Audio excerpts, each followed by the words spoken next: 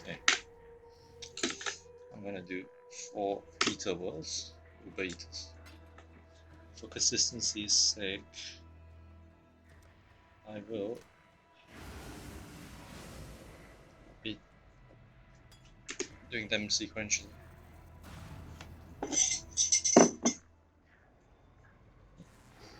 This is not a battle you can win. Hatchling, succumb. Riding mass. Inescapable doom. My champion, energize the spears. Consume. Thrones and fidelity belong to us now.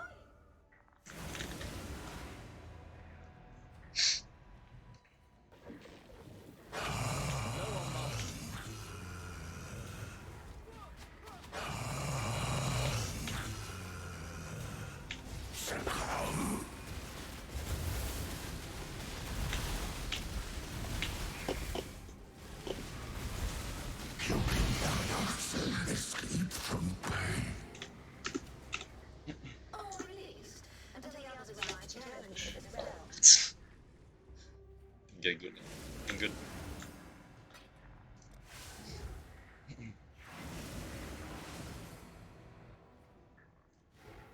This is not a battle you can win. Hatchling. We will fight side by side. Succumb. This realm's infinite delights.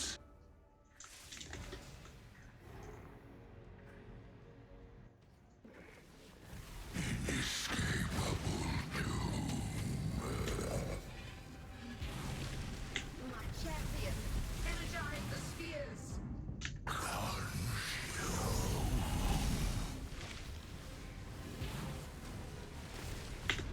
Be gone. Riding mass.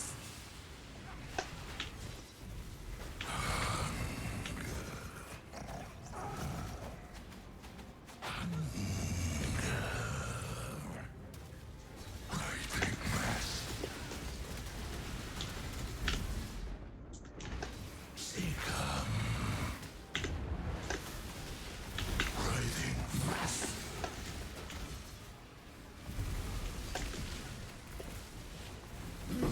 Liars escape from pain. Or at least until the others arrive to challenge me.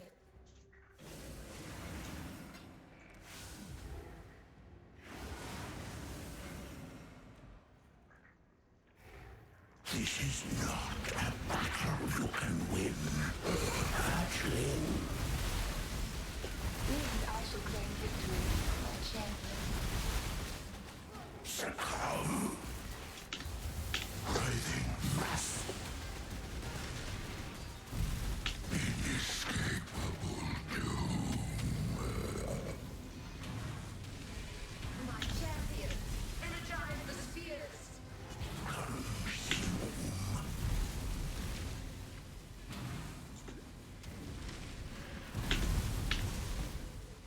İşte last. Okay. Rights belong to us now.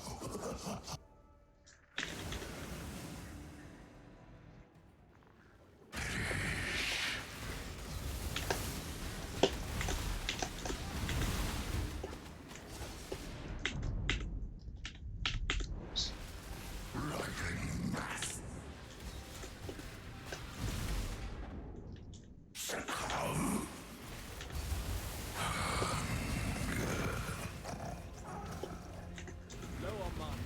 Riding mass. You deny us escape from pain. Or at least.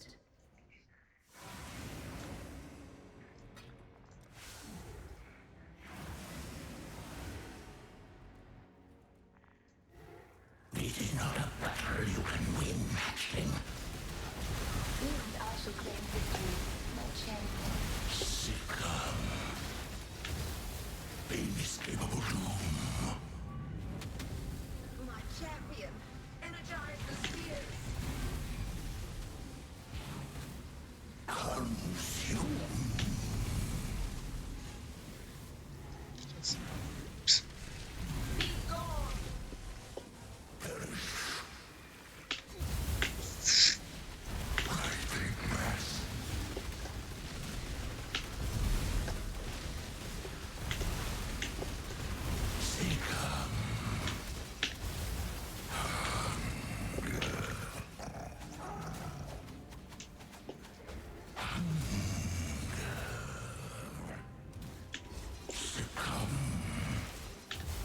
inescapable doom.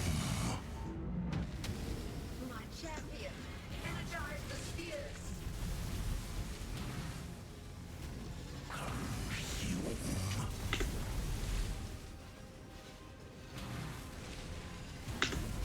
Just need a moment to catch my breath. Delights belong to us now.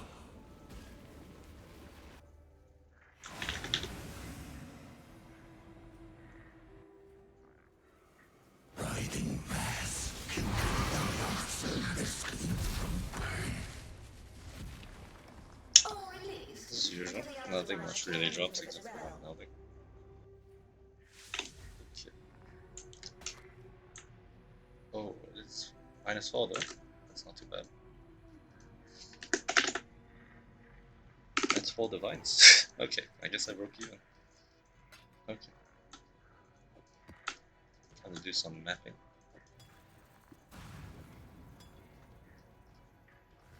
I probably want to do a waste pool. But that's fine.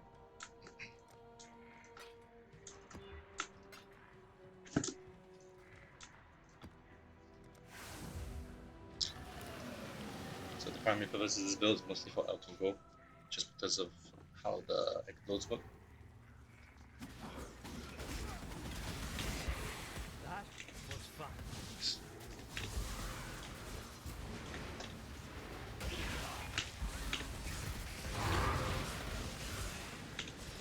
Low on mine.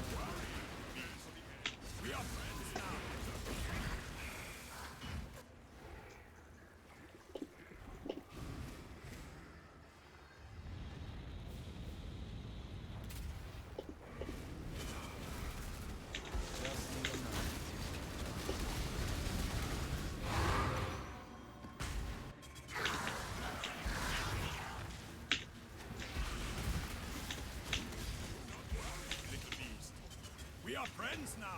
Something like that. Yes. That was a great hunt. This one.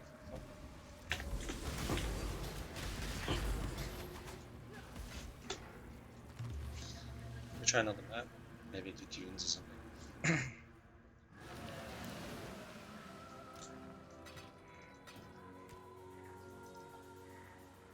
Oh, Crimson Temple.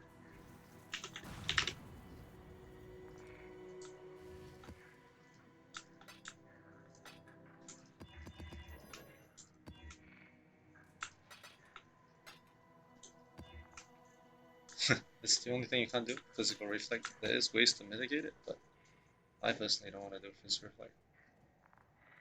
Yeah, because I do quite a bit of physical, right? Let's try default.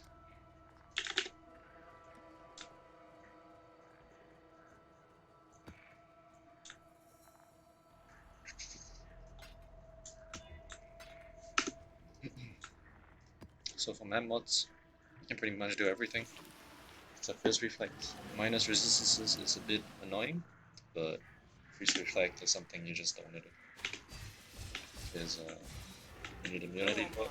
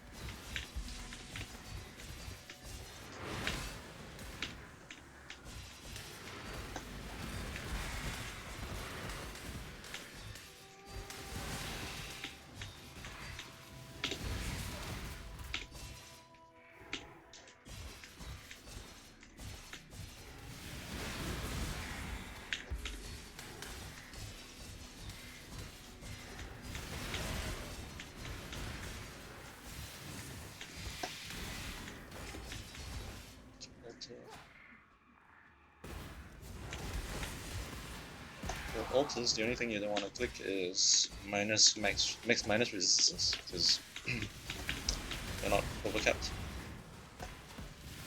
The rest of it's okay.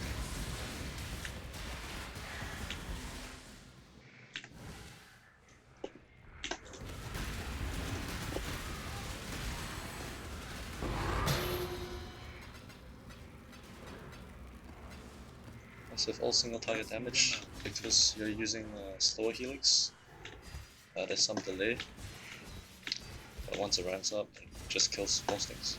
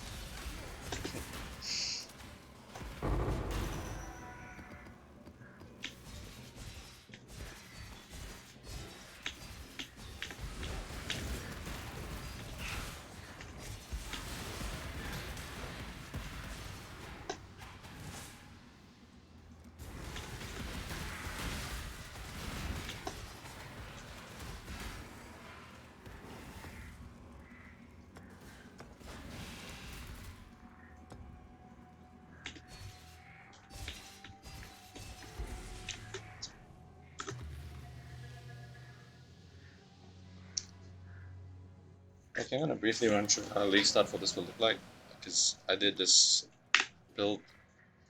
I hit 38 challenges. I didn't buy a single one of them. I did them all of them myself. And over the course of like 3 weeks, generated enough currency to buy a mage blood. So there's my mage blood here. I bought a whole bunch.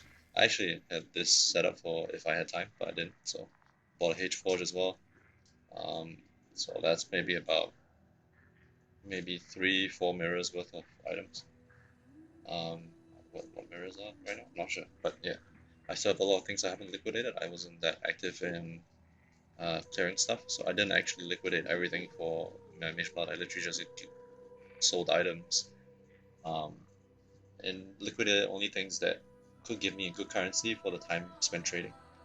So I sold my expedition scarabs mostly because these are good value. The rest are kind of left alone. I mean, I've gotten a bit of breach. I didn't really do much breach, like 8, 9, 10 Maven Grids. I haven't sold these yet, and I just did all my own Eldritch Maven. I could have sold them. I think I generated about 30, 40 of them, but I only did like, I did all of them. I didn't sell them, so could have made more money there. Although some of my drops were pretty good. Okay, so I'm gonna describe a bit of the league start codes, how it will look like. Let me just swap to.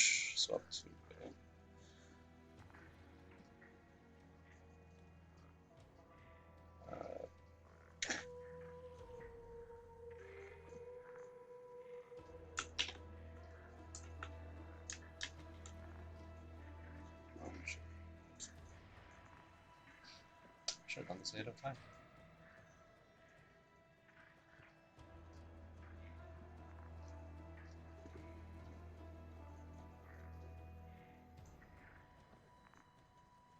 Okay, I'm gonna swap to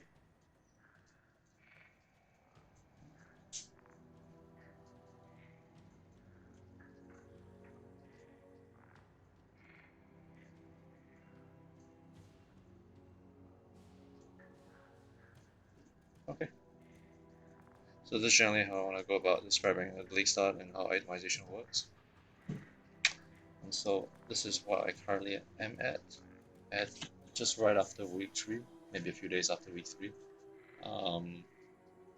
As you can see, most of the gear slots are optimized, and yeah, so PoE Ninja has that as 2.2.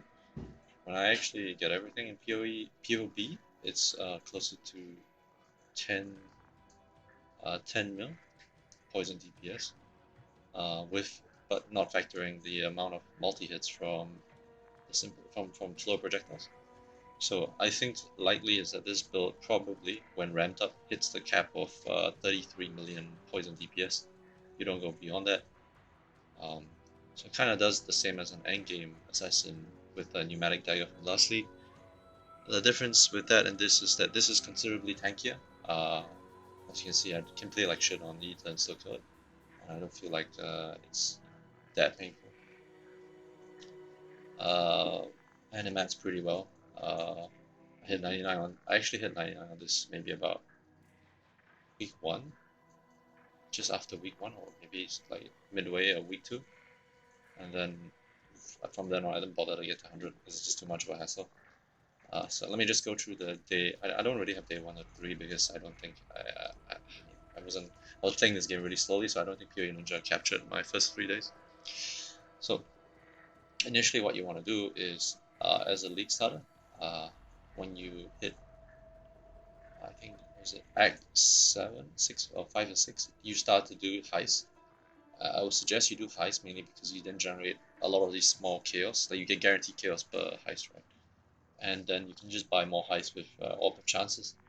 So the things you're going to look for initially you want to buy a cheap Wasp Nest, because this gives you a lot of damage for cheap. This is 1 chaos at most right now. So you go for this definitely. You want to go for an Elevore as well, for survivability purposes, especially if you get a near close to max roll for recover life when you suppress, and 25 chances to suppress spell damage. You will cap your suppression, and then you'll get recovery on suppression, which is pretty amazing. The only reason why I don't use this anymore is because I don't really need the recovery from this. But yeah, for league start, this is super essential. I think you can get this for like maybe under 5 chaos. So these 2 things, 1 chaos, 5 chaos, and then lastly you need this. So Leaper's Arms is a very strong shield. Most people don't realize how strong it is. And the reason why it's strong is because Shared Suffering just allows you to remove a lot of the ailments that you get. So Shock, Ignite, Sap, Scorch. Normally, you have to invest a lot of resources to get ailment immunity, or you have to run purity elements. You don't have to with Leaper's Arms. So what would you do Leaper's Arms that you run it with Brine King. So Brine King gives you cannot be frozen. So that solves a lot of your cannot attack issues. So you deal with the ailment that will kill you the most. And then as long as you're attacking and dealing damage, which you will be doing anyway with Spectral Helix, and because you hit so many times within a short period, you will always remove the ailments that you have on you. So Leaper's Arms is really good for that reason. Second other reason why it's good is that the 40% increased duration of ailments is going to give you quite a bit of damage, right? Because your poison is an ailment, and increased duration of poisons, and the fact that you can stack as many poisons as possible on a single target means that this is going to give you a significant amount of damage. It also gives you a lot of evasion and energy shield, which is good because you are going to go mostly evasion as a defense layer, and energy shield and EHP as your other defensive layer. You're not really going to spec into armor until very, very late, and for the reasons that you just don't get much armor anyway. Okay, so Leaper's Arms is good. You don't have to get the ones with the implicits I have. By right, it has 5% spell suppression on its implicit, and that's good enough. For the rest of your pieces, just run rares. You don't really need anything else. So gloves, you can go rares, boots rares, rings rares, amulet rare, chest 6 link but rare, right? And then belt rare as well. So you're gonna get rares for everything because you just need to deal with the resistances you lack because you have a unique here and a unique here, right? So this is generally what you do at your league start. So with the Wasp Nest, the Leaper's Arms, and the Elevore, you should be tanky enough to push all the way to T16s, right? You won't clear maps that fast, but at least you'll have enough damage and survivability to do tier 16s. So these 3 items. So next, what do? You focus on optimization. And what are you going to optimize for? As you can tell when you're looking at my build, mapping is ridiculously fast. And it's ridiculously fast for the reason that you are going to use a certain poison mechanic that not many people are utilizing. I'm surprised no one is utilizing this, which is you can actually explode and then poison off your explodes. Okay, what do I mean by that? So if you look at Arsenal's Gentle Touch, you can explode for 3% of their life as physical damage. So poison can be, you can poison off any chaos or physical damage. Uh, there are uniques that allow you to poison off other damage sources, but in this case, physical is what we're looking at here. So physical 3%. So when the mob dies with 3% life, it deals AoE physical damage around them. And if you have a 100% chance to poison a hit, that will poison. And if you have a lot of packs grouped up together, killing a couple of them will cause them to explode and poison the rest. The rest being poisoned will die to the poisons, explode again, and then spread the poisons throughout the pack. If there is a single rare mob there, even if he's an arch nemesis mob, all the poisons of the trash mobs around him that explode are going to overlap onto him. Right? They're all going to overlap onto him, and he will take maybe 10, 12 poisons, maybe, using that scales off max life.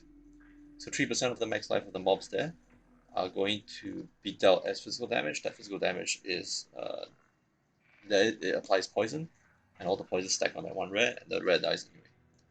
So that's the reason why I would suggest once you've got a certain amount of currency, about maybe 3 or 4 or 5 divines, this is just your next transition. And your next transition is going to be an Ascendancy Gentle Touch, first item. Second, Forbidden Flesh and Forbidden Flame Jewels with Noxious Strike. And third, Divergent Plague Barrier. Or Divergent Harrow Agony, what I'm talking about. The Divergent Harrow Agony gives you a 40% chance to poison, right? So that's 40% chance to poison on hit. This is global, right? So it affects your explodes as well. And Noxious Strike gives you 40%. So for Noxious Strike is an Assassin Ascendancy, gives you 40% chance to poison on hit. It's also global. And also increases the duration of poisons on a target, or duration of your poisons when you have like 20 poisons applied recently. Right, and now obviously if you're going to explode a whole bunch of them, you're going to apply a lot of poisons, so you're going to be, you're going to have a very high duration amount of poisons on, whatever you're applying poisons to. The last 20% chance to poison is going to come from these 3 nodes over here.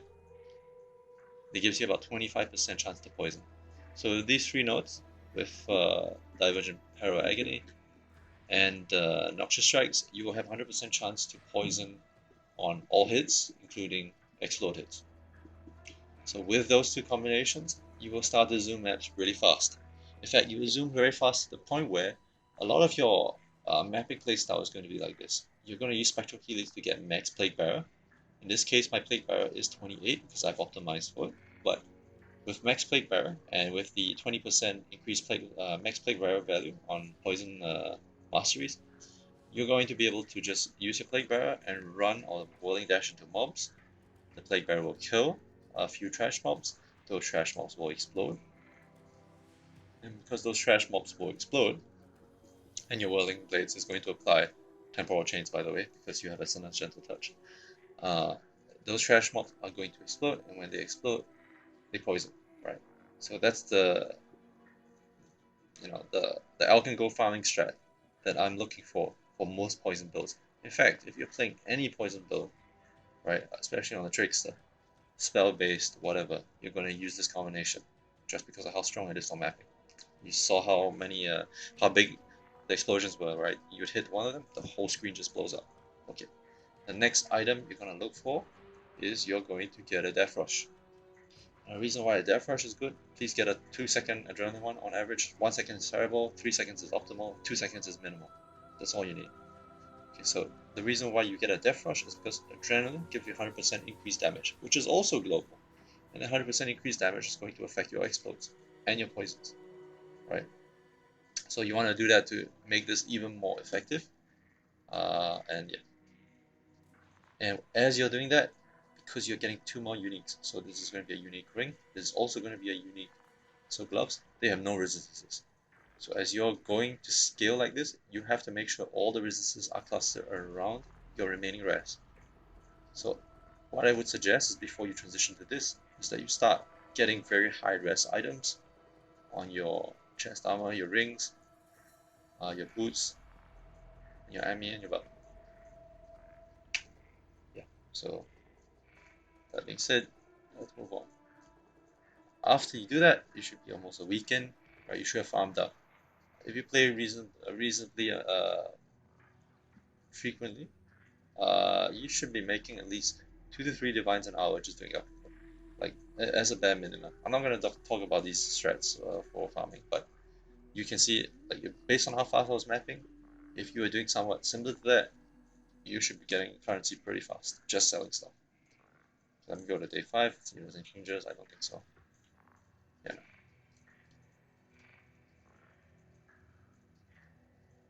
Okay. I have upgraded a claw here only because I found one that was cheap. In fact, I'm still using this at the end of the game. Right. And I bought this for very cheap. So if you can upgrade your wasp nest by sniping a cheap claw, go for it. Right. But if you can't, the wasp nest is going to be good all the way through the end of the game. So I would suggest this is incidental. If you do find something good for cheap, do upgrade. If you don't bother. You should already have 100% chance to poison off Noxious and your Divergent Harrow Agony, so you don't really need the chance to poison on hit for Claws or for Waspness. You do, on the other hand, have to make up for accuracy, so do find ways to get accuracy on your build. You might have to add a few points here for the accuracy masteries at this side. Or you have to get a ring with accuracy. So in this case, I got a ring with accuracy. Okay, let's go to week 1. Still the same. Not much has changed. As you can see here, I've started to use a Writhing Jar. And the reason why I've used a Writhing Jar is because when you're killing map bosses, your adrenaline doesn't, no, it's all up. And if you're reasonably tanky enough, you don't really need a normal flask. Writhing Jar is great for 2 reasons. One, Writhing Jar allows you to kill the worms. The worms gives you adrenaline for 3 seconds, so you can pop it maybe about 2 or 3 times before it goes to empty, which means you have 9 seconds of adrenaline on any single target. The other reason is also because the worms, when you kill them, gives you recovery of polymath. So, as for the Trickster Ascendancy, you have this thing called polymath. It's over here. It gives you 10%, or with all the amount of masteries you have, it gives you about 10 to 15% or 10 to 13% life recovered on kill. Life, energy shield, mana on kill. So killing these 2 worms is going to give you polymath recovery. So it's going to recover your ES as well as your life, as well as your mana. So that's why it's good. Right? And let's go on to the next. Okay, this is one of the first major transitions, one of the biggest major transitions of your build. As you can tell, I've been suggesting a rare chest for a long while, and the reason why I've suggested a rare chest is because if you use an Arsenas, Death Rush, and all these uniques, you're not going to have enough resistances, right? So your rare chest is going to be a huge source of your resistances. This transition is to a Covenant. A Covenant is going to double your single target almost. Not really double, but give you about 60% more single target damage. And to do that, you need to get resistances elsewhere. So I've got it on my health. But to do that, I had to drop my Elevor. And dropping Elevor means that you lose spell suppression, so you have to get spell suppression on 3. You have to get it on your boots and your helm. So that sort of transition is going to be pretty costly. A 6-link Covenant is going to be about maybe 5 to 6 divines. Yeah, and then having to get the rares with near perfect suppression rolls and resist rolls is going to be expensive as well, which is the reason why I don't usually advise for this until the very late when you can afford optimizing your gear slots on every other, optimizing your suffixes on every other gear slot. Right. Okay, the next transition as well is also for single target damage, and that is to transition to slower projectiles. So slower projectiles is kind of broken. It's going to be a mechanic that won't last beyond this league because I don't think the mirror is going to come back. The Calandra, the Leg of Calandra is coming back. So mirrored amulets and rings are likely not to return next late. And the reason being why slow projectiles is so strong for Spectral Helix is if you hit certain breakpoints, you're going to do about an average of 20 to 30 hits, depending on the positioning of the mob, per Spectral Helix on single target, right? The cost of that is that your projectiles are kind of slow and you have to position a lot better, and it sometimes puts you in a bit more danger than you would normally be comfortable with. So yes, tankiness has to be good, but this constitutes a significant amount of single target DPS increase, right? It is significant enough that by scaling this, you're most likely going to hit the cap for damage on poisons. So that's 30 million, around there. So how you do this is that you get a simplex amulet with reduced projectile speed, and to hit the breakpoints, there are only certain speeds of simplex amulets that are good for you, right? You will see a lot of them on the market that may not be good for you, and I'll explain. But these are the speeds that you want.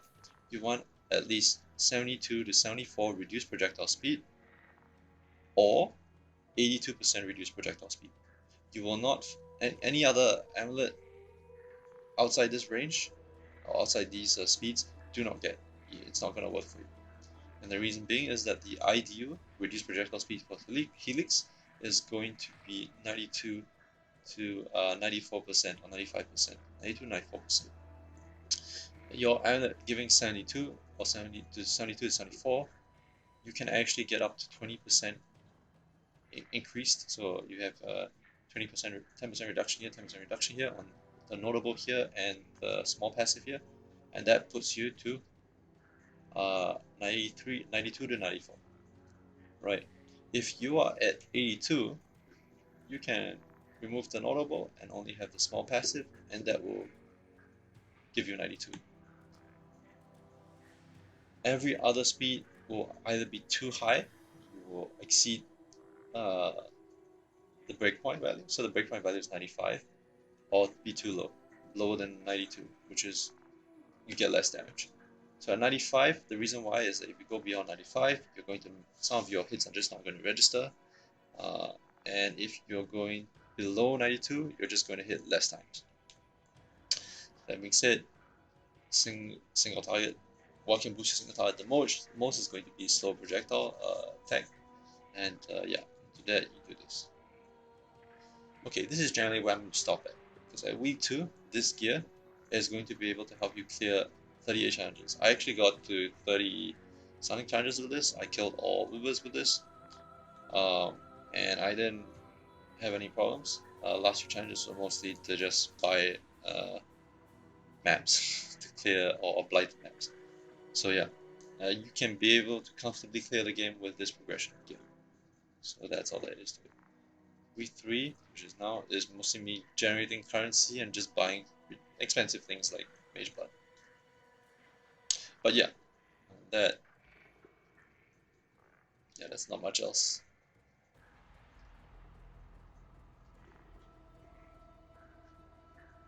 Okay, I'm gonna go back in the game. Maybe I got some few things to show you. Maybe the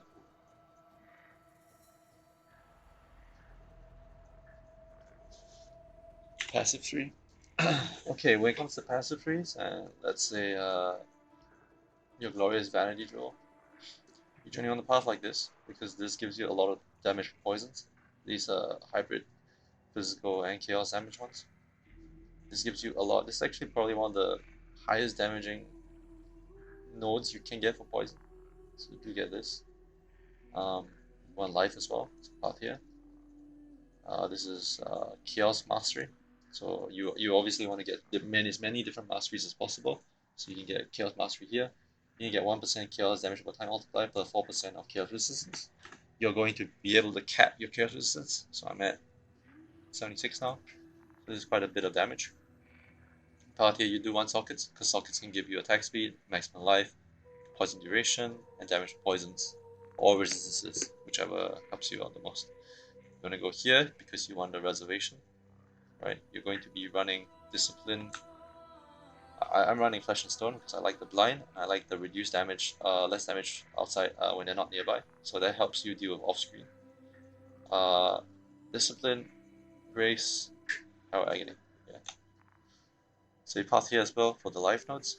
You do get Grace, Mana Reservation Efficiency here. This is also an Evasion Mastery, so it gives you 3% more damage on Polymoth. You path here for the Spell Suppression. Path here for Socket. Here for life. Here for poison damage. This is not bad poison mastery. You just want you path this and this because you kind of need 2 poison masteries. The 2 poison masteries need increased poison duration, and Plague Barrier has 20% increased maximum plague value. You path here as well. You get Poison's Fangs because this is one of the best claw poison nodes. And also you get the Claw Mastery. So Claw Mastery here is enemies poisoned by you cannot deal critical strikes. That's a huge survivability layer because that means anything you're poisoning will not be able to crit you. Makes you crit immune. That is really good. Path here as well to get the suppression nodes. Life Last gain 3 charges when you suppress spell damage. Is nice because this is a Life Last, I think, technically. So yeah. So this is a slow projectile type. As you can see, as I have a Simplex that has 82% reduced projectile speed now. I just need 1 reduced projectile speed, small passive, in order to hit the cap. I don't get this, right? The less projectile speed here actually doesn't really help me that much, but I get it because it's 3% more damage with Polymath. So I get the Lining Res here. Okay, sorry, not really Lining Res. I get the 2 nodes here, right? Just because I have a Glorious Vanity here. So I path here to get Glorious Vanity. And it's pretty nice. This is actually probably the best Glorious Vanity possible in the game for this particular build. So you probably won't get something similar. You do want Corrupted Soul because it gives you a massive amount of EHP. It gives you the old Gravicus mod, which no longer exists anymore. So you get 15% of maximum life as extra maximum energy shield. It gives you 50% of non-chaos damage taken plus 5% energy shield. So what this does is that it allows you to split the damage between ES and life, which allows you to get double recovery, right? You get the recovery of your ES and get the recovery of your life. It's a boost to recovery. So the reason why I got this Glorious Vanity here is that I can get Ritual Shadows. So this gives me chaos damage and a chance to inflict with it. I also have Ritual Shadows here. So that's why I'm saying this is a really good Glorious Vanity. You will not find one that's better because it gives me double chaos damage and double with it. So this ensures I have max Withered up at all times. Right? I have Withering Step that applies 10 withers, and this gives me 50% chance to wither on hit for 2 seconds. And because of the number of hits I make with slow projectiles, max withers, right? Okay. And also because there's a lot of resistances on the nodes here, some lightning, cold, chaos resistance, fizz damage is nice as well. Yes, so the reason why I have added this is for this reason. So Sword Mastery, the 8% chance to gain friendly charge when you hit a unique enemy doesn't specifically apply to swords. So you're getting friendly charge on hit here for unique enemies. So this is all pinnacle bosses, this is your map bosses, and you can basically generate friendly charges for free. Yeah, because all these 3 nodes, normally they'll be useless for you, but now because you have the Glorious Vanity here, they're actually useful. So this gives you damage. You don't mind pathing here. And now you also get 8% chance to gain friendly charge on hit. It's also a Sword Mastery, which you will not add elsewhere. So this is a 3% more damage for Polymath. Alright, so I won't suggest you get something. I don't think you get something like this because this is, as I said, very rare Glorious Vanity. You can note it down. If you find something like this, do buy it. This is 6865. Right. I've gone a cluster here. You don't really have to, but I think that once you can find cheap clusters, this is nice. So I've gone a dagger cluster, claw and dagger cluster. So 12% increased damage from hits and ailments per point. Actually, all the points here, the projectile damage ones, are useless. These are it. They don't add anything, unfortunately, but what can I do about it? So the reason being is that with the claw cluster here, you get Feed the Fury. This is pretty nice. This is sizable on damage. I think it's 10% more damage. And you get Disease Factor. Disease Factor is nice for the reason that enemies poisoned by you cannot regenerate life. And why is that good? Because Maven invites. Maven tends to do this thing where she goes, where she heals her invites, right? Where she heals the boss mobs. This prevents this, right? So, yeah. it's nice to have. The 2 extra sockets here is something that's kind of what you need because you want to get Noxious Strike, you want your Watcher's Eye, and you know, Rare Jewels are nice as well. So that's why I went a cluster. But if you didn't go cluster, the other alternative is to go here and get the Leech Mastery. So the Leech Mastery here is increased damage while leeching. You are always leeching because you have a Soul Drinker. So this is also a reasonable alternative to this cluster. I would suggest this as well if you're not getting a cluster. Anyway, over here, you're in Life, obviously Life Mastery, which is the best Life Mastery. It's the 10% one. 50 the maximum life isn't that good for you. You don't really have that much percentage life on your 3. So yes, you go this. Then you path here as well. You get obviously sockets are nice. You're gonna get Ghost Dance. The reason why Ghost Dance is good is because you're gonna have high amount of ES, and with this you're almost always ES capped. Like your ES is always gonna be maxed. You path here, you get the life and ES nodes. This is great because you have the Glorious Vanity for Doriani. You have from the Soul. So this gives you a sizable EHP boost. You also go for the Energy Shield Mastery. As I said, Polymath. This is the only Energy Shield Mastery you get. You get it for Discipline, so you have Discipline. Yeah, Discipline, less reservation. Yeah, you know what I mean. You get the suppression nodes here. You notice I'm getting a lot of suppression on tree instead of getting on gear because they've nerfed suppression on gear. It's actually a lot easier to cap out suppression on tree if you're right side. So you go here, you get the suppression node, 50 energy shield when you suppress is nice as well. And the spell suppression mastery you get, I'm kind of torn here. You can either go between 3%, prevent 3%, or deliberate for 1 second.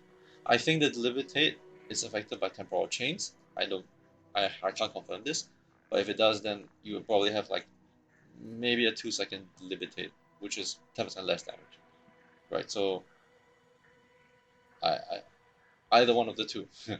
I don't have any suggestions. Okay, you path here as well. You're getting the damage over time mastery. You don't get this anywhere else, so there's also a unique mastery here. You can tell I could have gotten the bottom nodes, but I just ran out of points, so I got for the top one instead. And then you go for Leaf Shade. With Leaf Shade, Trickster is probably one of the best ascendancies, other than Inquisitor probably, for dealing with damage over time. And the reason being is that with Leaf Shade and Heartstopper, you actually take a lot less for damage over time. I did Uber Lab with this, right? Like the Uber Labs, and the traps were fine. I never died in Uber Labs actually. I haven't died in Uber Lab, so I did all the challenge ascendancy, the challenges for Uber Labs, and I didn't die once in the lab itself from traps. So this is great. You're gonna path here. You're gonna also get a second aura. Notable, yeah, because you know reservation's nice, and Faganoka's auras for your grace, and that was called again for your grace and for your discipline is really good. Yeah.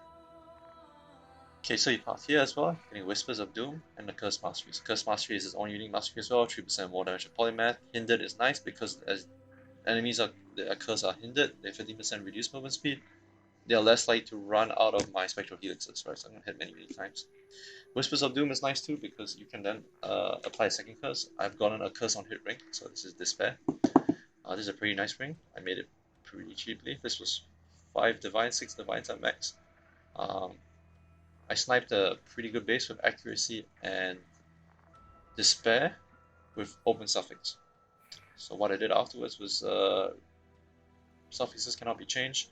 Reforge Chaos. The only Chaos that can be rolled is either Chaos Resistance, which I would have been happy with anyway, or Poison Damage or Poison Duration. I got Poison Damage, Poison Duration tier 2, so that's great. So suffixes would have been solved.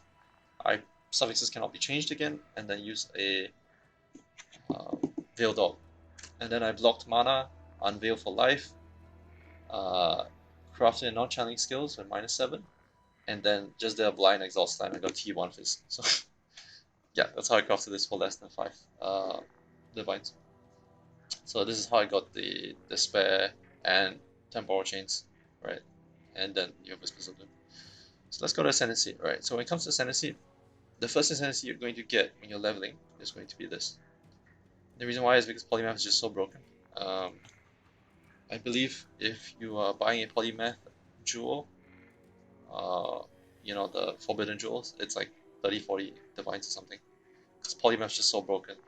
It's for, well, you can use it on any other Trickster Ascendancy. The recovery is amazing, and more damage can go up to like 30%, 30 to 39%, which is like almost like adding in another socket to your 16, or support to your 16. Heartstopper is low key strong. This is a better champion, I feel, because it has 20% or 40%, okay, 20% average damage reduction for damage over time. So yeah, you definitely want this. I have no idea why people are going for these two. So this one's not particularly good. I think if you're immune to freezing and you can do a chill somewhere, you don't really need this. You can probably do self-curse time chains with this, but other than that, I don't think this is a very good node. So Heartstopper is, I would say, the second best node for Trickster. So this is the best node, this is the second best node. Okay, now this is the controversial one. Escape Artist is pretty useless for you, and it's useless for you because you're using Covenant if at the very late game. When you're first starting out and you get an evasion-based chest, it's not a problem. Where Escape Artist is going to give you extra EHP, but the moment you transition to a Covenant, you lose quite a bit of EHP because you're going to go. You know, this is pretty much a useless Ascendancy. The reason why you get this is because you do want Soul Drinker. Soul Drinker is probably the third best Ascendancy of Trickster.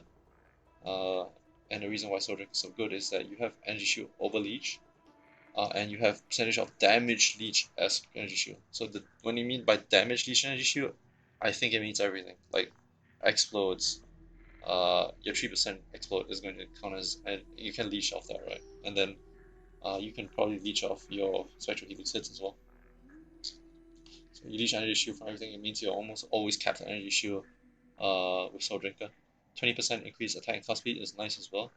But the last thing as well is with Energy Shield Leech, you can actually go Energy Leech support and get 14% more and 24% more because you're always going to be leeching Energy Shield, so that's 24%. And because you're most likely always going to be at cap Energy Shield, you're going to get the extra 14%. So this becomes like 38% more damage. Yeah, it's going to be 38% more damage. So this is why Sodic is super good. You must have Energy Leech support for this. So that's your Ascendancies. That's all there is to it, actually.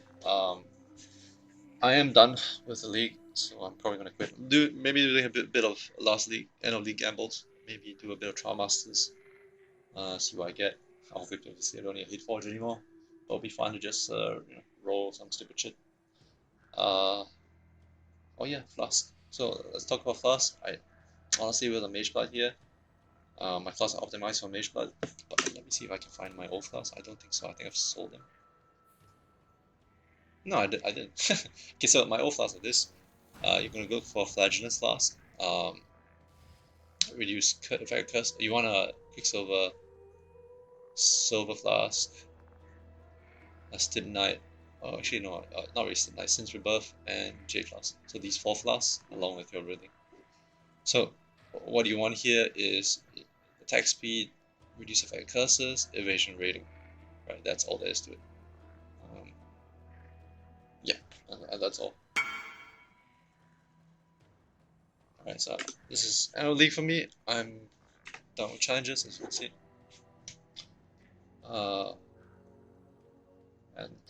Yeah, peace. I'm, I actually am quitting the league at a pretty nice time. My wife is gonna give birth in about 5 days, right? It's already planned, so I managed to clear everything in this league on time, I would say. Well, I don't think I might be. I probably will not be able to play next week, so see you guys around. Peace.